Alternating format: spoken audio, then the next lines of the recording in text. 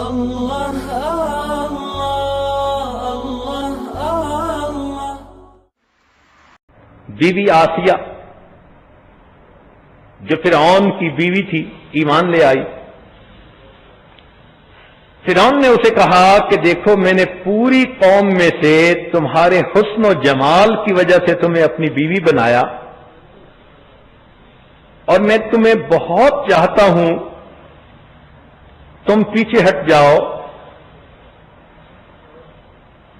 موسیٰ علیہ السلام کے پروردگار پہ ایمان نہ لاؤ۔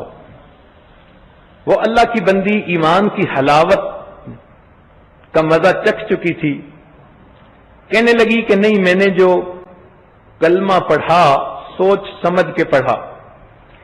اس نے کہا میں تمہیں اپنے گھر سے محل سے نکال دوں گا اور ذلیل و رسوا کروں گا۔ اس نے کہا جو آپ کرتے ہیں وہ آپ کریں، میں اپنے موقف سے پیچھے نہیں ہٹوں گی۔ عورت کہلاتی تو صنف نازک ہے، لیکن جب اس کا یقین بن گیا ہو اور یہ کسی جگہ پہ اڑ جائے تو پھر پہاڑوں جیسی استقامت دکھا دیتی ہے۔ چنانچہ فرعون نے اسے بے لباس کر کے اپنے محل سے دھکا دے دیا۔ عورت کے لیے گھر سے بے گھر ہونا سب سے بڑا صدمہ ہوتا ہے۔ اس سے بڑا دکھ کسی عورت کو کوئی دنیا میں نہیں مل سکتا کہ وہ بے آسرا ہو جائے، بے سہارا ہو جائے۔ دنیا میں جو چھت ملی تھی اس سے اس کو دھکا دے دیا جائے۔ لیکن جب اس کو دھکا دیا گیا تو اس نے اللہ تعالی سے دعا مانگی کہ اے اللہ، اس ظالم نے تو مجھے اپنے گھر سے نکال دیا، میں عورت زاد ہوں، کمزور ہوں، رب ابن لی عندک بیتن فی الجنہ، اس کے بدلے اے اللہ مجھے جنت میں گھر عطا کر دیجئے۔ اب دیکھو اس بی بی کی یہ بات اللہ تعالیٰ کو اتنی پیاری لگی کہ قرآن مجید میں ان کی دعا کو نقل کیا گیا، قرآن کا حصہ بنا دیا گیا۔ اب آگے دیکھیے کہ مانگنے والی نے تو فقط گھر مانگا تھا، دینے والے کی دین مانگنے والے سے زیادہ ہوتی ہے۔ اللہ تعالیٰ نے گھر بھی عطا کیا اور گھر والا بھی عطا کر دیا۔ روح المعانی میں یہ لکھا ہے کہ جب خدیجہ الکبریٰ رضی اللہ عنہا کی وفات ہونے لگی، نبی علیہ السلام نے فرمایا خدیجہ جنت میں جانا تو میری بیویوں کو سلام کہنا۔ حیران ہو کر پوچھا اے اللہ کے محبوب صلی اللہ علیہ وسلم، دنیا میں تو آپ کی پہلی بیوی میں ہوں۔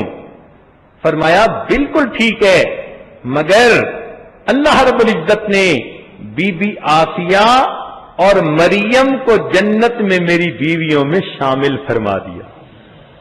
مانگنے والی نے گھر مانگا تھا، میرے مولا اس کو تو تصور بھی نہیں ہوگا کہ گھر مانگنے کے بدلے میں کیسا گھر والا مل جائے گا۔ سیدنا عمر رضی اللہ عنہ آتے ہیں مکہ مکرمہ سے مدینہ کی طرف، ایک جگہ رات کو آرام کیا، تہجد کے وقت آنکھ کھلی تو دیکھا کہ آسمان پہ چاند چمک رہا تھا، نور کی بارش ہو رہی تھی، ٹھنڈی ہوا چل رہی تھی، قبولیت دعا کا وقت لگ رہا تھا۔ تو آسمان کے چاند کو دیکھ کے عمر لانوں کو مدینے کے چاند یاد آ گئے، اٹھ بیٹھے اور اس تنہائی میں قبولیت دعا کے وقت میں عمر لانوں نے اللہ رب العزت کے سامنے اپنے دل کی ایک تمنا پیش کی۔ تمنا کیا تھی؟